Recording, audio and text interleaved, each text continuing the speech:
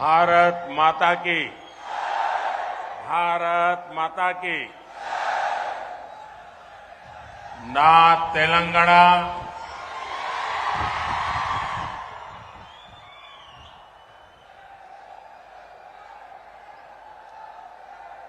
ना तेलंगाना कुटुंब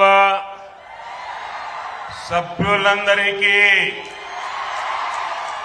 नमस्कारालु। आज देश में जो अभी मैंने टीवी पे देखा, 2024 के लोकसभा चुनाव का बिगुल बजने जा रहा।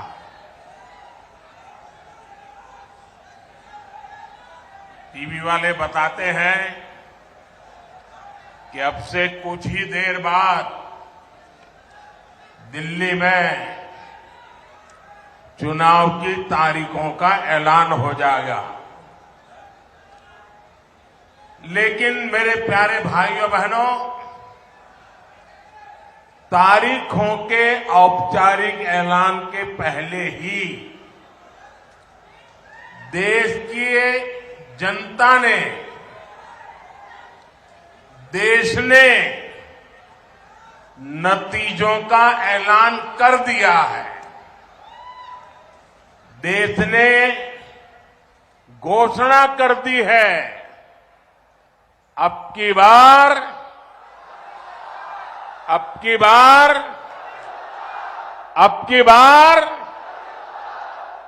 नागर कुर्नूल का ये जन सैलाब,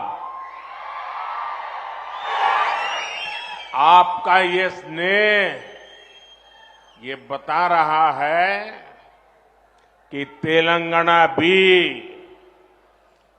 यही ऐलान कर रहा है, अब की बार। और साथियों, कल इसकी एक प्रचंड झलक मैंने मलकाजगिरी में भी देखी है।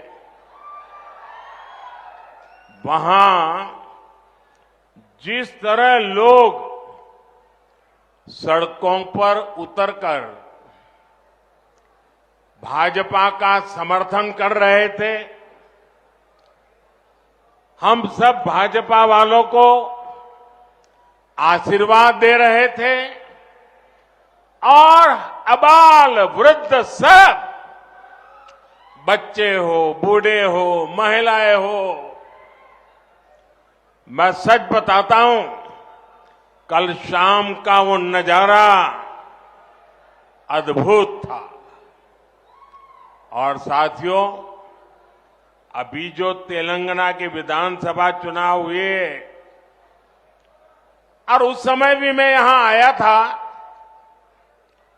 और उस समय मैंने देखा था कि जनता के दिल में, जनता के दिमाग में बीआरएस के खिलाफ इतना भयंकर गुस्सा था, इतना गुस्सा था, और उसका नतीजा भी हमने देखा, बीआरएस का क्या हाल हुआ। और कल मैंने देखा और आज यहां भी देख रहा हूं, तेलंगाना के लोगों ने मोदी को फिर से वापस लेने का फैसला सुना दिया है। तेलंगाना भी कह रहा है, तीसरी बार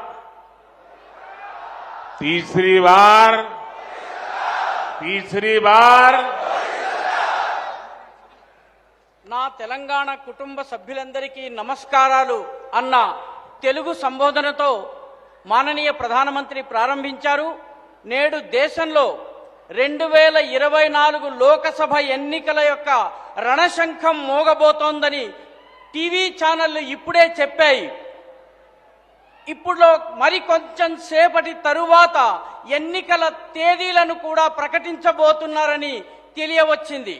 అయితే తేదీలను లాంఛనంగా ప్రకటించడానికి ముందే దేశ ప్రజలు ఫలితాలను ప్రకటించేశారు. ఆ ఫలితాలేమిటంటే అబ్కి బార్ 400 పార్, ఈసారి 400 దాటబోతున్నామన్నటువంటి ప్రకటనను ప్రజలిచ్చేశారు. నాగర్ కర్నూల్లో ఇక్కడ వచ్చినటువంటి ఈ జన సునామీని చూసి మీ స్నేహము నాకు తెలియజేస్తోంది. తెలంగాణ కూడా ఇదే ప్రకటన చేయబోతోంది. అబ్కి బార్ 400 పార్. నా మిత్రులారా, దీనికి సంబంధించిన ఒక అద్భుత దృశ్యాన్ని నిన్న సాయంత్రం నేను మల్కాజ్గిరిలో చూశాను. అక్కడ ప్రజలు రోడ్ల మీదకు వచ్చారు, రహదారుల మీదకు వచ్చారు, కూడళ్ల మీదకు వచ్చారు. బీజేపీని ఆశీర్వదించేందుకు అద్భుతమైనటువంటి దృశ్యాన్ని చూపించారు. బాలలు, వృద్ధులు, పిల్లలు, తల్లులు అందరూ రోడ్ల మీదకు వచ్చారు. వాళ్ళందరూ కూడాను ఈ భారతీయ జనతా పార్టీ పట్ల తమ మద్దతును ప్రకటించారు. ఇది నేను కళ్ళారా చూశాను. ఇక ఇటీవలే తెలంగాణ విధానసభ ఎన్నికలు జరిగినాయి. అందులో ఈ ప్రజల యొక్క గుండెల్లో, హృదయాల్లో, మనస్సుల్లో టీఆర్ఎస్ పట్ల, బీఆర్ఎస్ పట్ల ఉన్నటువంటి కోపాన్ని నేను చూడగలిగాను. నేను కూడా చూశాను. నిన్న కూడాను అదే చూడగలిగాను. నేను ఇక్కడ కూడా అదే చూస్తున్నాను. తెలంగాణలో ఉన్నటువంటి ప్రజలు నిర్ణయించుకున్నారు, మోదీని మరొక్కసారి విజయం దిశగా తీసుకుని వెళ్లాలని చెప్పి నిర్ణయం తీసుకున్నారు. తెలంగాణ కూడా చెబుతోంది తీసరీ బార్ మోదీ సర్కార్ అని చెబుతోంది. आप इतना बढ़िया ट्रांसलेशन करते हैं, अगर 10 दिन आप मेरे साथ रहे तो मुझे तेलुगु आ जाएगा.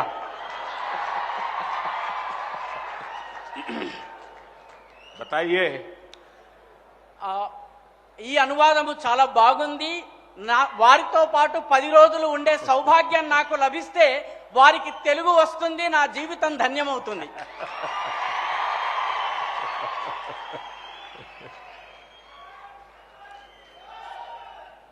साथियों,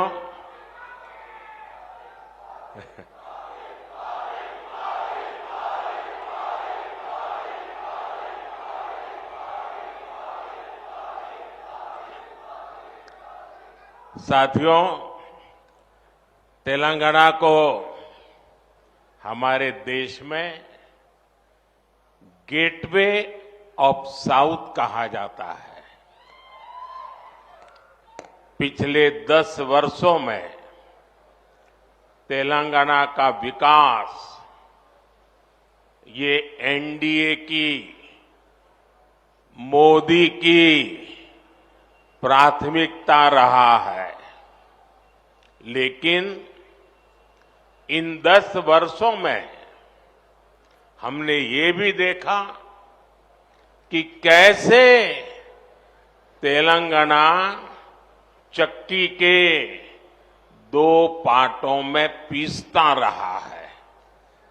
एक पार्ट कांग्रेस का और दूसरा पार्ट बीआरएस का. कांग्रेस और बीआरएस ने मिलकर तेलंगाना के विकास के हर सपने को चकनाचूर कर दिया है. और अब तो मुश्किल ये है कि यहां कांग्रेस के पंजे का कब्जा हो गया है. पहले बीआरएस की महालूट और अब कांग्रेस की बुरी नजर. ये वैसे ही हालत है जैसे कि कुएं से निकले खाई में गिरे. कांग्रेस के लिए तो पूरा राज्य तबाह करने के लिए 5 साल भी बहुत है. जब यहां ज्यादा संख्या में बीजेपी सांसद चुन करके आएंगे तो कांग्रेस को भी अपनी मनमानी करने में बहुत मुश्किल होगा। और इसलिए इस बार तेलंगाना में सभी लोकसभा की सीट भाजपा का कमल खिलना चाहिए। और आपको एक बात और भी याद रखनी है, तेलंगाना के लोगों की बात सीधी मुझ तक दिल्ली में पहुंचे, इसके लिए मुझे यहां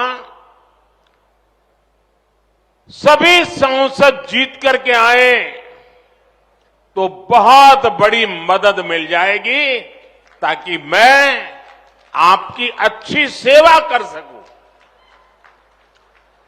जब यहां बीजेपी के सांसद होंगे तो आपकी तकलीफ, आपकी आशा आकांक्षा ज्यादा तेजी से मुझ तक पहुंच पाएगी।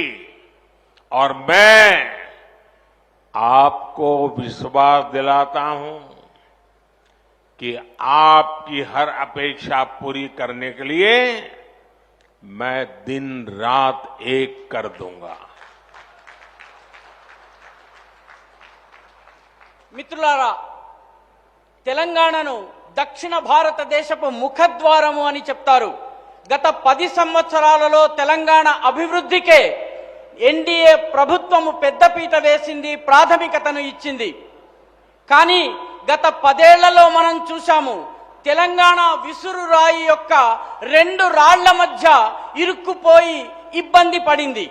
ఒక రాయి విసురురాయి యొక్క ఒక రాయి కాంగ్రెస్ పార్టీ, రెండవ రాయి బీఆర్ఎస్.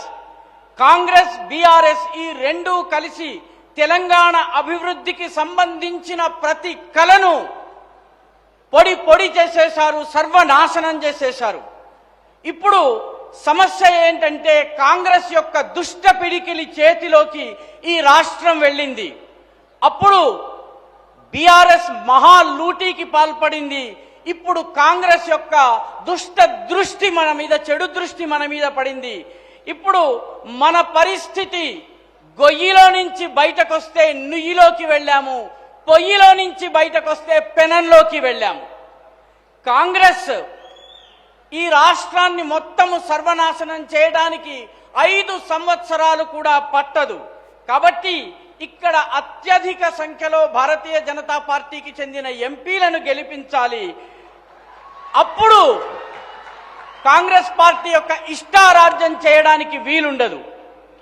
అన్ని చోట్ల కూడా కమలము గనక వికసించినట్లయితే మనము కాంగ్రెస్ పార్టీ యొక్క ఆట సాగకుండా ఉంటుంది. మరొక్క విషయాన్ని మనము గుర్తుంచుకోవాలి.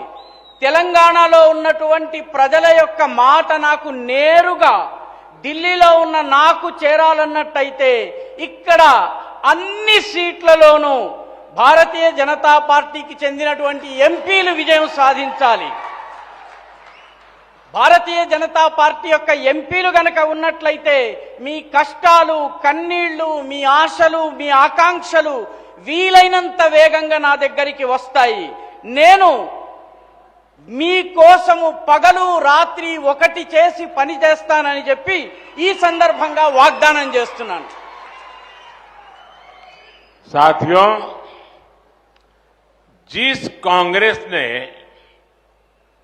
7 दशकों में 7 डेकेड देश को झूठ और लूट के सिवा कुछ नहीं दिया, वो तेलंगाना का विकास कभी भी नहीं कर सकती। आप मुझे बताइए, कांग्रेस ने दशकों तक देश में गरीबी हटाओ का नारा दिया, लेकिन गरीब के जीवन में कोई बदलाव आया क्या? कांग्रेस ने एससी, एसटी, ओबीसी को वोट बैंक के तौर पर इस्तेमाल किया। लेकिन इस समाज के हालात सुधरे क्या? बदलाव तब आया जब देश ने मोदी को पूर्ण बहुमत का आशीर्वाद दिया और मोदी को आपकी सेवा करने का मौका दिया। क्योंकि बदलाव की एक ही गारंटी है, मोदी की गारंटी।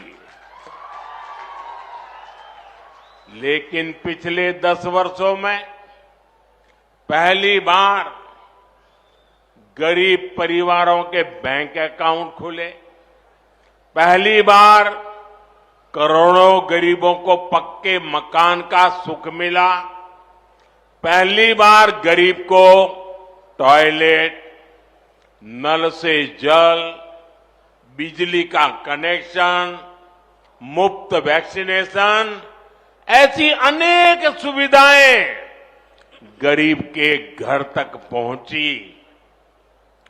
पहली बार लाखों गांवों ने रात में बिजली का उजाला देखा। इसी बदलाव का परिणाम है कि पिछले 10 वर्षों में पहली बार 25 करोड़ लोग गरीबी से बाहर आए हैं। ऐसा ही तेज बदलाव हम सबको मिलकर तेलंगाना में भी लाना है। మిత్రులారా, కాంగ్రెస్ 7 దశాబ్దాలుగా ఈ దేశంలో झूठ और लूट, మోసము, దోపిడీ ఈ రెండిటి తప్ప మూడవ పని చేయలేదు.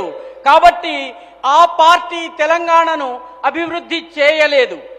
మీరు నాకు చెప్పండి, కాంగ్రెస్ దశాబ్దాల కొద్దీ గరీబీ హటావో, పేదరికాన్ని నిర్మూలిస్తామని చెప్పింది. కానీ పేదల జీవన ప్రమాణాలు మెరుగుపడ్డాయా? కాంగ్రెస్ ఎస్సీ, ఎస్టీ, ఓబీసీలను ఓటు బ్యాంకుగా చూపించి ఉపయోగించుకుంది. కానీ వారి జీవితాలు మెరుగుపడ్డాయా? మార్పు ఎప్పుడొచ్చిందంటే, మార్పు మోదీకి మీరు పూర్తి మెజారిటీని ఇచ్చి ఆశీర్వాదం ఇచ్చినప్పుడు మాత్రమే, సేవ చేసేటటువంటి అదృష్టాన్ని కలిగించినప్పుడు మాత్రమే వచ్చింది. ఎందుకంటే మార్పుకి ఉన్న ఏకైక గ్యారంటీ ఏమిటంటే అది మోదీ గారి యొక్క గ్యారంటీ. గత 10 సంవత్సరాల్లో మొట్టమొదటిసారి పేద కుటుంబాలు బ్యాంక్ అకౌంట్ తెరుచుకోగలిగాయి. మొట్టమొదటిసారి కోట్ల మంది పేదలకు సొంత ఇళ్ల ఆనందం లభించింది. మొట్టమొదటిసారి టాయిలెట్ లభించింది, నల్లా నుంచి నీళ్లొచ్చాయి, విద్యుత్ కనెక్షన్ వచ్చింది, ఉచితంగా వ్యాక్సినేషన్ టీకాలు ఇవ్వడం జరిగింది. ఈ సదుపాయాలన్నీ లభించాయి. మొట్టమొదటిసారి లక్షలాది గ్రామాల ప్రజలు విద్యుత్ వెలుగుల్ని చూడగలిగారు. ఈ మార్పు యొక్క పరిణామ స్వరూపంగానే గత 10 సంవత్సరాల్లో మొట్టమొదటిసారి 25 కోట్ల మంది ప్రజలు పేదరికం నుంచి బయటకు రాగలిగారు. ఇటువంటి వేగవంతమైన మార్పును తెలంగాణలో కూడా మనము తీసుకుని రావాలి.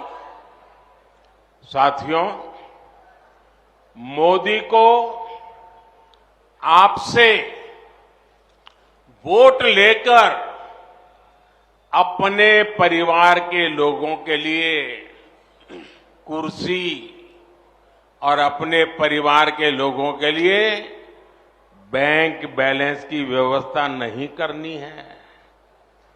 मोदी का तो परिवार 140 करोड़ देशवासी है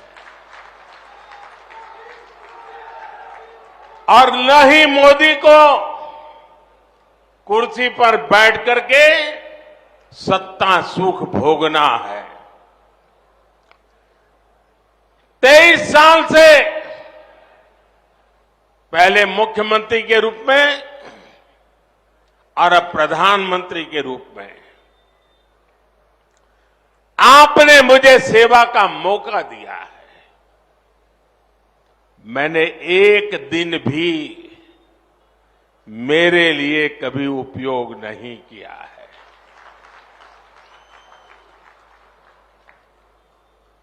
अगर मैंने कुछ किया है,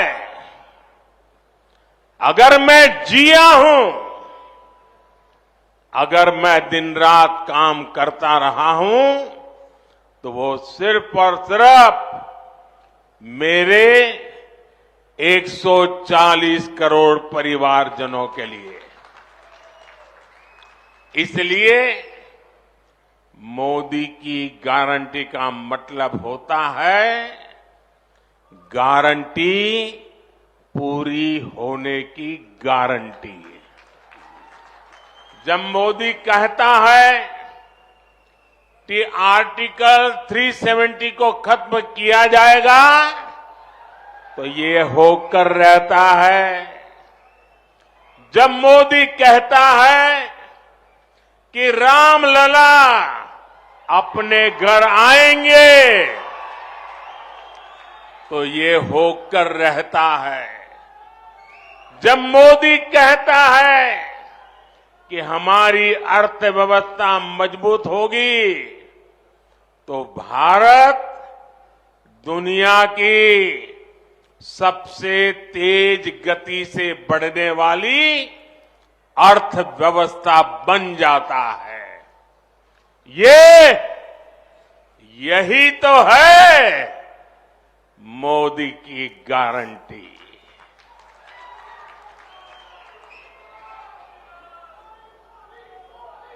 మోదీ మీ దగ్గర నుంచి ఓటు తీసుకున్న తరువాత అది తన కుర్చీ కోసమో తన కుటుంబ సభ్యుల కోసమో బ్యాంక్ బ్యాలెన్స్ కోసమో ఉపయోగించేందుకు కాదు, అది తన యొక్క దేశ వాసుల కోసం. ఎందుకంటే ఆయన కుటుంబము 140 కోట్ల మంది భారతీయులు. ఆయన కుర్చీని, గద్దెను అధికార సుఖం కోసమో ఆయన ఉపయోగించుకోలేదు. గత 23 సంవత్సరాలుగా ఆయన ముందు ముఖ్యమంత్రిగా, తరువాత ప్రధానమంత్రిగా మీ సేవలోనే గడిపారు. ఒక్కరోజు కూడా తన కోసం ఉపయోగించుకోలేదు. బ్రతికినటువంటి ప్రతిరోజు రాత్రి పగలు 140 కోట్ల మంది భారతవాసుల తన కుటుంబం కోసమే ఆయన పనిచేశారు. అందుకే మోదీ ఇచ్చే గ్యారంటీ అంటే గ్యారంటీ పూర్తిగా అమలయ్యేటటువంటి గ్యారంటీ. అందుకే మోదీ గనక ఆర్టికల్ 370 తొలగిస్తామని చెప్పినట్టయితే అది తొలగిపోతుంది. మోదీ గనక రామ్లలా తన భవ్య దివ్య మందిరంలో స్వగృహంలో ప్రవేశిస్తాడని చెబితే అది అయి తీరుతుంది. మోదీ ఈ ఆర్థిక వ్యవస్థ బలోపేతమవుతుందని చెబితే భారత్ ప్రపంచంలోనే అన్నిటికన్నా వేగవంతంగా అభివృద్ధి చెందేటటువంటి ఆర్థిక వ్యవస్థగా మారుతుంది. ఇదే మోదీ యొక్క గ్యారంటీ. साथियों, हमारी सरकार की योजनाओं का लाभ तेलंगाना के जन जन तक पहुंचे, इसके लिए हमने दिन रात काम किया है। हमने तेलंगाना के गरीबों के लिए 1 करोड़ बैंक अकाउंट खोले हैं। ये मैं पूरे देश की बात नहीं बता रहा हूं, ये मैं हमारे तेलंगाना की बात बता रहा हूं। तेलंगाना के 1,50,00,000 से ज्यादा लोगों का बीमा किया गया है, और वो भी सिर्फ 20 रुपये सालाना के प्रीमियम पर, यानी एक चाय की कीमत से भी कम। तेलंगाना के 67 लाख से ज्यादा छोटे उद्यमियों को मुद्रा लोन का लाभ मिला है। तेलंगाना के 80 लाख से ज्यादा लोगों को आयुष्मान भारत योजना के तहत हेल्थ इंश्योरेंस का लाभ मिला है। यहां के परिश्रमी मादिगा समुदाय को सशक्त बनाने के प्रयास भी हमने शुरू किए। ये प्रयास जारी रहेंगे और ये भी मोदी की गारंटी है। మా ప్రభుత్వం యొక్క ప్రణాళికలను యోజనలను దాని లాభాన్ని తెలంగాణ ప్రజలకు లభించేందుకు ప్రతి వ్యక్తికి అవి చేరేందుకు మా ప్రభుత్వము పగలు రాత్రి పనిచేసింది। తెలంగాణలో ఉన్నటువంటి పేదల కోసము 1 కోటికి పైగా బ్యాంక్ అకౌంట్లను తెరవడం జరిగింది। తెలంగాణలోని 1,50,000కు పైబడి ప్రజలకు ఆరోగ్య బీమా చేయించడం జరిగింది కేవలం ఏడాదికి 20 రూపాయల ప్రీమియంతో। అంటే చాయ్ కన్నా కూడా తక్కువ ఖరీదుతో ఆరోగ్య బీమా లభించింది। తెలంగాణలోని 67 లక్షలకు పైబడి చిన్న వ్యాపారులకు ముద్రా లోన్లు లభించాయి। తెలంగాణలోని 80 లక్షలకు పైబడిన వ్యక్తులకు ఆయుష్మాన్ భారత్ పథకంలో అంతర్భాగంగా ఆరోగ్య బీమా లభించింది। ఇక్కడ ఉన్నటువంటి కష్టించి పనిచేసే మాదిగ సముదాయాన్ని బలోపేతం చేసేందుకు కూడా మేము ప్రయత్నం చేస్తున్నాము। ఈ ప్రయత్నాలు కొనసాగి తీరుతాయి।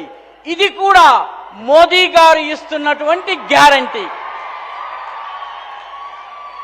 साथियों, हमारी सरकार की इन योजनाओं का सबसे ज्यादा लाभ एससी, एसटी, ओबीसी महिलाओं और किसानों को मिलता है। यही सही मायनों में सामाजिक न्याय की लड़ाई है। लेकिन इन योजनाओं का सबसे ज्यादा विरोध किसने किया? इसका विरोध ये कांग्रेस और बीआरएस जैसे भ्रष्टाचारी और परिवारवादी लोग हैं जो सामाजिक न्याय के नाम पर राजनैतिक रोटियां सेकते हैं।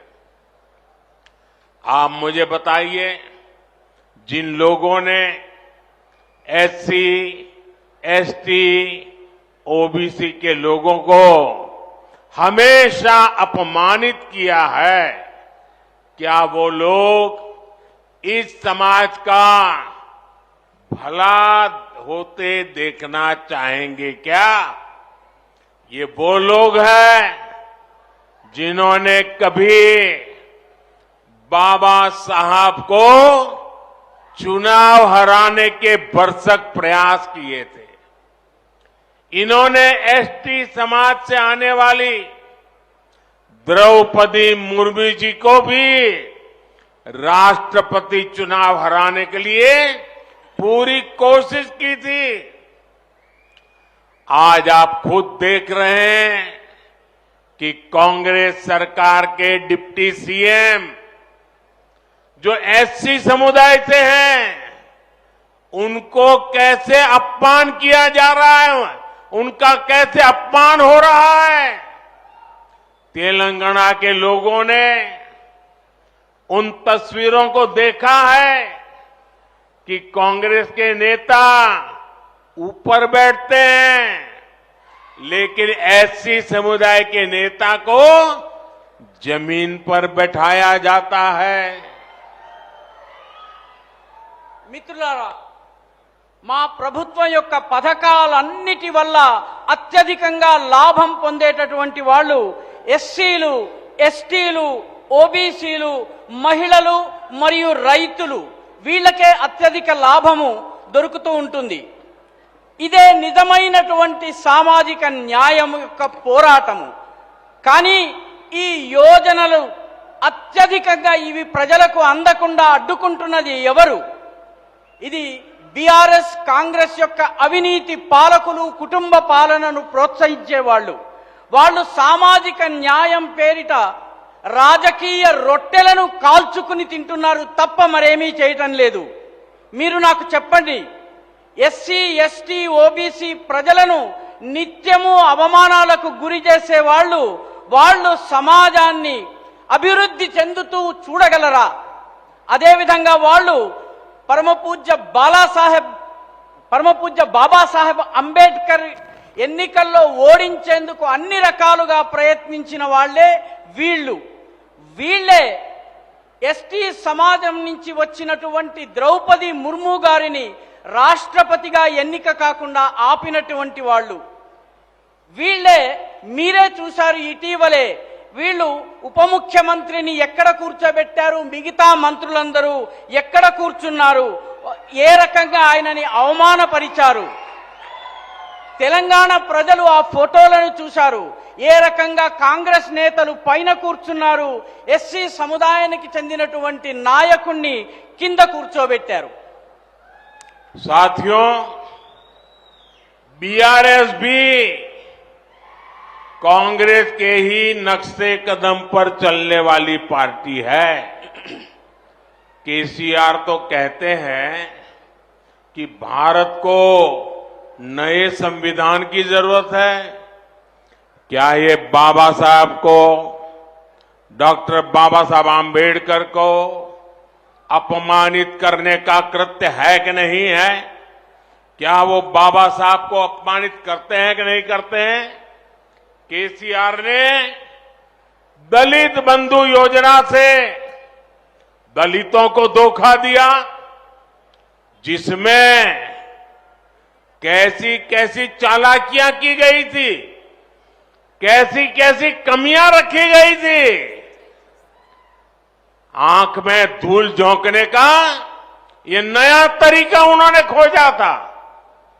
बीआरएस ने वादा किया था कि तेलंगाना का पहला सीएम एससी समुदाय से होगा, लेकिन ये वादा भी पूरा नहीं किया गया.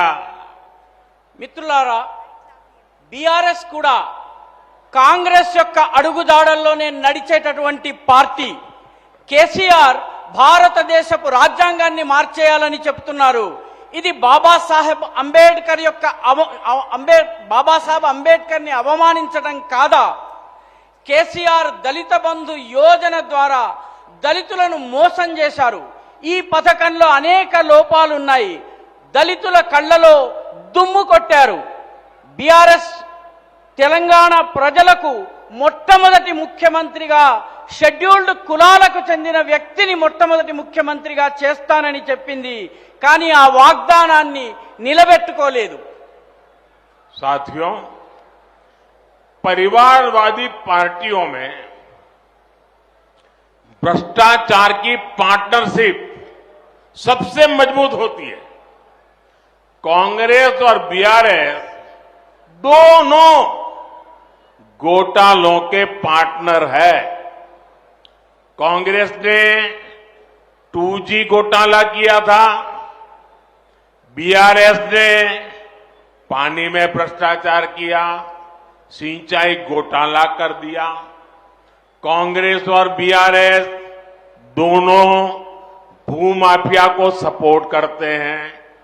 वैसे बीआरएस तो राज्य से बाहर जाकर दूसरे कट्टर भ्रष्टाचारी दलों से भी पार्टनरशिप करके बैठी हुई है. उसका ये सच भी हर रोज सामने आ रहा है. कोई भ्रष्टाचारी बचेगा नहीं. मैं आज तेलंगाना के लोगों को ये वायदा कर रहा हूं, कोई भ्रष्टाचारी बचेगा नहीं. मुझे भ्रष्टाचार के खिलाफ इस लड़ाई में तेलंगाना का आशीर्वाद चाहिए, तेलंगाना के नौजवानों का आशीर्वाद चाहिए, तेलंगाना के मेहनतकश मजदूरों का आशीर्वाद चाहिए, तेलंगाना की मेरी माताओं बहनों का आशीर्वाद चाहिए। मुझे भ्रष्टाचारियों को सजा दिलाने में आपका साथ चाहिए। नागर कुर्नूल, नलगोंडा, महबूबनगर और सिकंदराबाद, इन चारों सीटों से बीजेपी ने अपने प्रत्याशी घोषित कर दिए हैं। श्रीमान पी भारत प्रसाद, इधर आइए, सैदा रेड्डी जी,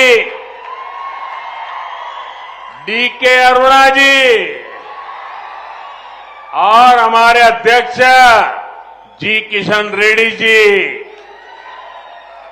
पार्टी ने और मेरी तरफ से खास आपकी सेवा की इनको जिम्मेदारी दी है।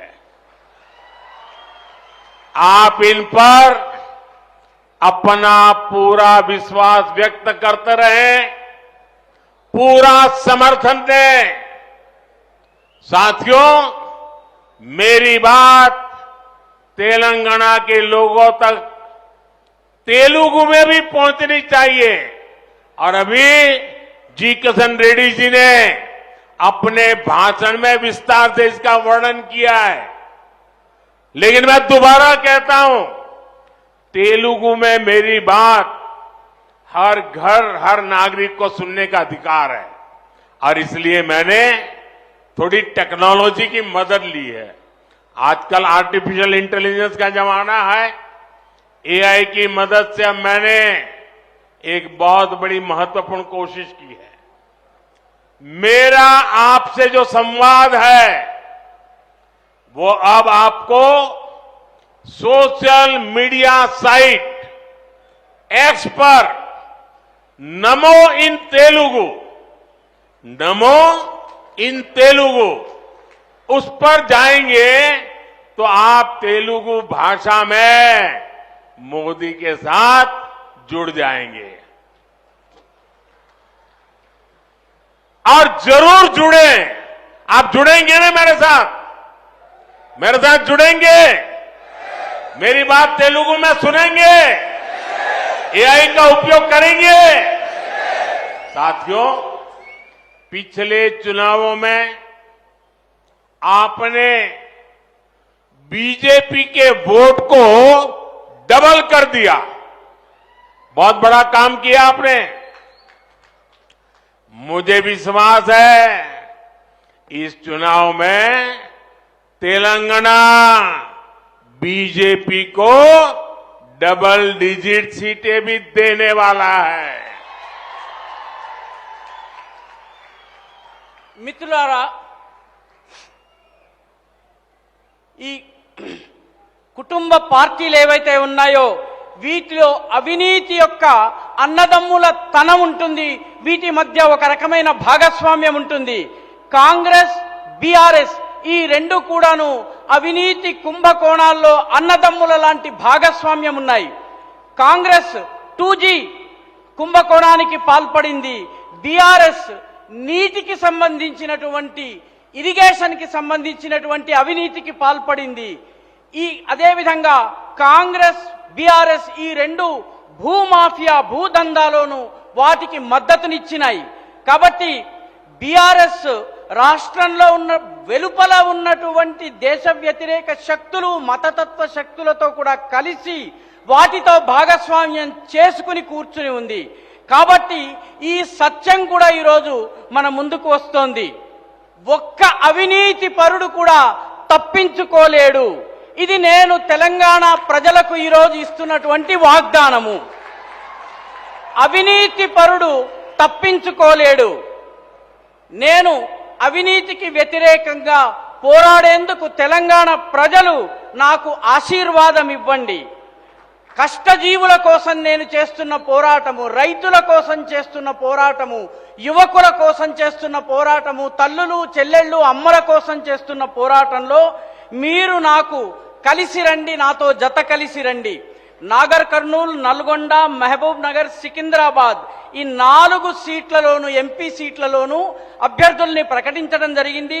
శ్రీ పి భరత్ ప్రసాద్ జీ, శ్రీ సైదారెడ్డి గారు, శ్రీమతి డికే అరుణ గారు, మన ప్రియతమ రాష్ట్ర అధ్యక్షులు శ్రీ కిషన్ రెడ్డి గారు పార్టీ తరఫున మీ సేవ చేసే బాధ్యతను నేను వీరికి అప్పగించాను.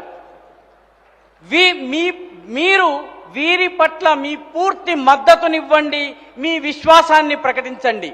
మిత్రులారా, నా మాటలు తెలంగాణలోని ప్రతి వ్యక్తికి, ప్రతి హృదికి, ప్రతి మదికి చేరేందుకు నేను ఆర్టిఫిషియల్ ఇంటెలిజెన్స్, ఆధునిక టెక్నాలజీని కూడా ఉపయోగించుకుంటున్నాను.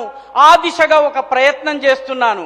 నేను మీతో జరుపుతున్నటువంటి ఈ సంభాషణలు తెలుగు భాషలో మీకు చేరేందుకు గాను నేను ట్విట్టర్ లేదా ఎక్స్ అనేటటువంటి సోషల్ మీడియా యాప్లో నమో ఇన్ తెలుగు అనేటటువంటి హ్యాండిల్ ద్వారా మీ అందరికీ నాతో మీకు జరిగినటువంటి సంవాదపు వివరాలు తెలుగులో ఇస్తున్నాను. మీరు కూడా దీనిలో నాతో కలిసి రండి. మిత్రులారా, గత ఎన్నికల్లో మీరు బీజేపీ యొక్క ఓట్లను రెండింతలు చేశారు. నాకు నమ్మకం ఉంది, ఈ ఎన్నికల్లో బీజేపీ ఎంపీల సంఖ్యను 2 అంకెల సంఖ్యలోకి మీరు తీసుకొస్తారు. అందుకే మీ అందరికీ అనేక ధన్యవాదాలు. मेरे साथ बोलिए भारत माता की। दोनों मुट्ठी बंद करके पूरी ताकत से इन 4 एमपी को जिताने का जयनाद कीजिए। भारत माता की, भारत माता की, भारत माता की। बहुत बहुत धन्यवाद।